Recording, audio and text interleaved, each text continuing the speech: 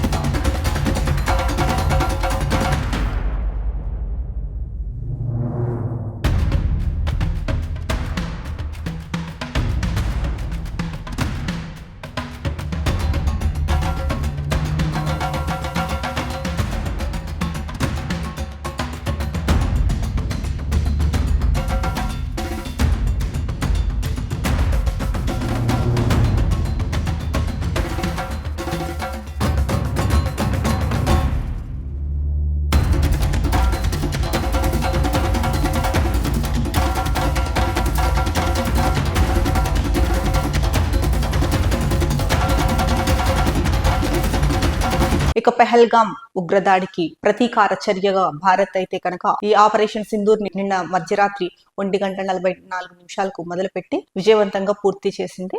దీనిపైన పెహల్గాం బాధిత కుటుంబాలు అంటే పెహల్గాం ఉగ్రదాడి ఘటనలో ఎవరైతే మరణించారో ఆ బాధిత కుటుంబాలు కూడా ప్రధాని మోడీకి, భారత ప్రభుత్వానికి కృతజ్ఞతలు తెలుపుతున్నారు. మరోవైపు పాకిస్తాన్ ప్రధాని దీనిపై స్పందించి ఈ ఆపరేషన్ సింధూర్ ని అయితే కనుక ధృవీకరించారు. దీనిపైన ప్రతీకారం తీర్చుకుంటాము అని చెప్పడం జరిగింది. అయితే భారత్ అన్ని విధాలుగా కూడా చాలా అప్రమత్తంగా ఉంది, అన్ని నిశ్చితంగా పరిశీలిస్తోంది. సామాన్య పౌరులు అందరూ కూడా ఎవరి జాగ్రత్తలో వారు ఉండాల్సిన అవసరం ఉంది. ఎక్కడ గుంపులుగా లేదంటే ఎక్కువ మంది ఉన్న ప్లేసెస్ కి వెళ్ళకపోవడమే కొద్ది రోజులు మంచిది. ఎందుకంటే కనుక పాకిస్తాన్ లోని కొంతమంది గుంటనక్కలు, ఉగ్రవాదులు ఎక్కడ ఏ రూపంలో ఎలా ఉంటారో కూడా తెలియదు. కాబట్టి మన జాగ్రత్తల్లో ఉండడం అయితే కనుక చాలా మంచిది. ఈ నేపథ్యంలోనే కేంద్ర ప్రభుత్వం ఇవాళ మాక్ డ్రిల్ కూడా నిర్వహిస్తోంది. ప్రజల్ని ఏదైనా దాడులు ఎదురైనప్పుడు ప్రజలు వారు ఎలా రక్షించుకోవాలి అన్నది ఈ మాక్ డ్రిల్ ముఖ్య ఉద్దేశం.